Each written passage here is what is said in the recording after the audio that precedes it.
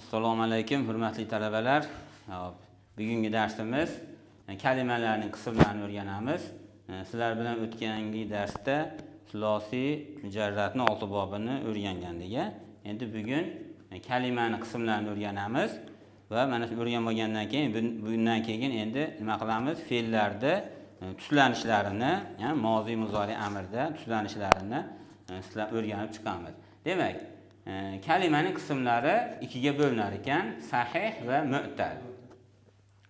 Sahih degani u sog'lom degani. Sahihda o'zi nechaga bo'linar ekan? 3 ga. Solim, mahmuz va muzoaf. Birinchisi solim. Ya'ni bu yoqqa o'tgandan keyin demak kasal harfi albatta yo'q bo'ladi. Undan tashqari nimasi bo'lmasin? Hamzasi bo'lmasin va ikkita bir xil harfi bo'lmasin. O'sha solim bo'ladi. Demak, kataba, g'asala, kanasa. Endi ikkinchisi mahmuz, ya'ni hamzasi bor. Hamzasi bo'lsa 3 ga bo'linadi. Mahmuzul fa, mahmuzul ayn, mahmuzul lam. Ya'ni birinchi harf hamzali bo'lsa, u mahmuzul fa bo'ladi, masalan, akalar. O'rtadagi ayn barobari hamzali bo'lsa, sa'ala, mahmuzul lam, qaraa. Endi ikkita harfi bir xil harf bo'lsa, ya'ni mana bu ayn va lom barobari bir xil bo'ladi-da. Nima deydi ekan? Muzoaf deyiladi ekan. Muzoaf degan ikkilantirilgan. Ba'zi kitoblarda muzaaf deb yoziladi, u ham bo'laveradi. Muzaaf yoki muzoaf. Endi yana ba'zi kitoblarda muzoafni o'zini ikkiga bo'lishgan. Sulosiy muzoaf va ruboiy muzoaf. Mana bu sulosiy muzoafga kiradi. Endi ruboiy muzoaf deb turib, mana yozib qo'ying. Zala. Bu nima ekan? Ruboiy, ya'ni to'rttalik muzoaf hisoblanadi. Endi mana bunday ajratyapmiz, mana har xil qism ajratyapmiz. Bundan maqsad nima? Maqsad bularni tuslaganda o'zgarishlar bo'ladi-da hammasida. Bunda boshqacha o'zgarish, bunda boshqacha o'zgarish. Mana shu fe'llarda misol uchun mana va'adami, va'adani tuslashni o'rgangan bo'lsak, mana shu va'adaga o'xshagan vovlik misoldan nechta bo'lsa, o'sha qoida tushaveradi. Ya'ni o'zgarishlar bo'ladi, shuning uchun o'rganamiz. Agar o'zgarish bo'lmaganda, masalan biz o'rganib yurmasdik endi. Demoqchi bo'lgan gapim, mana bu zalzalada xuddi katabani singari tushlaveramiz, hech qanaqa o'zgarish bo'lmaydi. Tushundingizmi? Shuning uchun buni qo'shmasak ham bo'laveradi. Shu muzoafni, shu sulosiy bo'ladi. Ruboisini aytmasak ham bo'laveradi endi. Xo'p, endi mu'tal, ya'ni kasal harfi bor. Kasal harf bo'lsa, u ikkiga bo'linadi. Bi harfin, bi harfayn. Ya'ni bitta harflik va ikkita harflik. Bitta harflik o'zi 3 ga bo'lindi. Misol ajvof noqis. Ya'ni birinchi harfi kasal harf bo'lsa misol deyiladi, o'rtadagisi bo'lsa ayn, oxirdagi bo'lsa noqis deyiladi. Uchovsi ham yana nima ekan? 2 ga bo'linib ketar ekan. Buni endi yaxshiroq tushunish uchun bo'lib qo'ydik. Demak, misol yo vovlik misol bo'ladi yoki yolik misol bo'ladi. Masalan, va'ada vovlik misol, yasara yolik misol. Ajvof, qola vovlik ajvof, ba'a yolik ajvof bo'lar ekan. Endi noqis mana da'a vovlik noqis, roma yolik noqis hisoblanar ekan. Endi ikkita harflik, ikkita harfi illat harf bo'lgan fe'llar ham ikkiga bo'linar ekan. Lafif deyiladi va multavi deyiladi. Lafif degani yopishgan, multavi o'ralgan. Ya'ni lafif yopishgan, mana bu ayn va lom barobaridagi ikkinchi va uchinchi harflari kasal harf bo'lsa, bu yopishgan deyiladi. Rova, yana nima edi? Dazmolladi nima degani? Kafa. Dazmolladi. Kava, bu ham mashinaga tushar ekan, tushundingmi? Xo'p, endi multavi degani o'ralgan. Ya'ni birinchi harfi bilan uchinchi harfi, ya'ni kalimaning fosi va lomi barobarida kasal harf kelsa, u multavi deyilar ekan, vaqo bo'lib. Endi arab tilida kalimalar nechaga bo'linardi?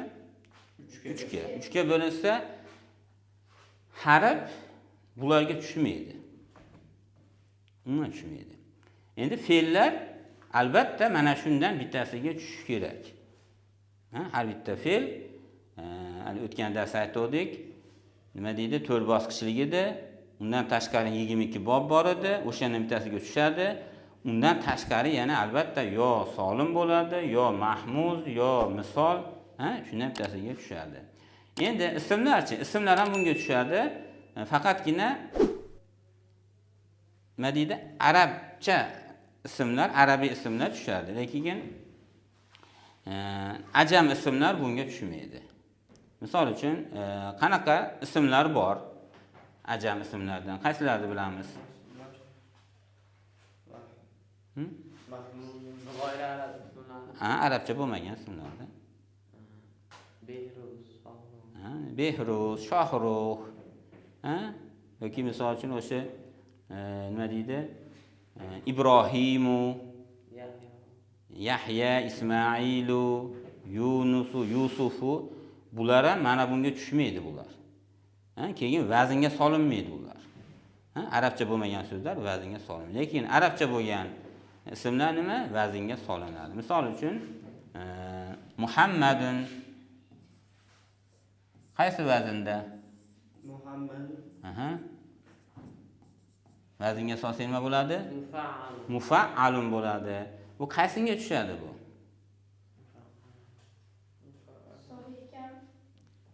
Sahih. Sahihdan keyin 3 ga bo'linadi-ku bu. Oxirgisini aytasizlar-da. Solimga kiradi mana. Ha, mim, dal harflari mana nima ekan? Sog'lom harflar shu. Endi yana ism bor, masalan, Yasirun. To'g'rimi? Vaznga solinglarchi? Fa'ilun. Fa'ilun. Asli harflari Yo. ya, atini ismini aytasizda. Ya, sin, ro.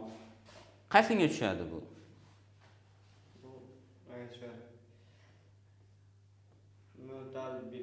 Misol yo'yiga tushar ekanda, mana yasarani ism foil ekanda, yasirun fa'il vaznida. Demak, ismlar ham albatta nima mashinaga tushadi. Endi bitta so'z birdaniga mana shularda ikkitasiga tushishi mumkin. Bilasizlarmi? Demak, misol uchun Muhammad nima bo'ldi? Solim bo'ldi, Yasirunchi misol voviy bo'ldi. Undan boshqasiga tushmaydi-da ular. Shunday so'zlar, kalimalar borki, birdaniga nima deydi? Ikkita nimaga tushadi. Masalan, hop. Keldi nima degani? Keldi. Jaa. Jaa keldi fe'l. Qaysi biriga tushadi? Topinglarchi. Jaa. Mahmuzul ayni tushadi. Jaa. Yo'q, mahmuzul lam. Oxiridagisi. Mana qoraga o'xshaydi ekan. Demak, jaa mahmuzul lamga kiradi. Yana qaysiga kiradi?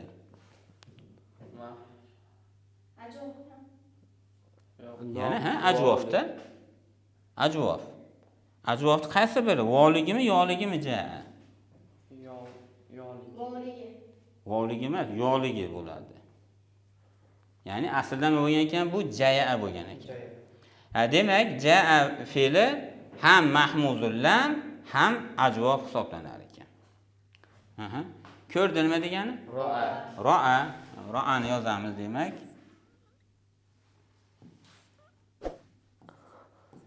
Ro'a ko'rdi. Bu qaysiga tushadi? Mahmuzul aynga tushadi. Bu mahmuzul ayn, sa'alaga o'xshaydi ekan. Yaxshi, yana-chi? Keyin ajvofga tushadi. Yo'q, Noqis mana. noqis. Oxiridagi harfi nima? Yo'lik noqis ekan. Xo'p, yaxshi. Undan tashqari yana mana wati'a degan fe'l. Bu qaysiga tushadi? Wati'a. Mahmuzul lam. Noqisga tushadi. Mahmuzul lam bilan. Mahmuzul lam, mana qoraga o'xshaydi ekan, hamzasi bor va misol ekan. Misol Yo'li. vovi. Vo'li.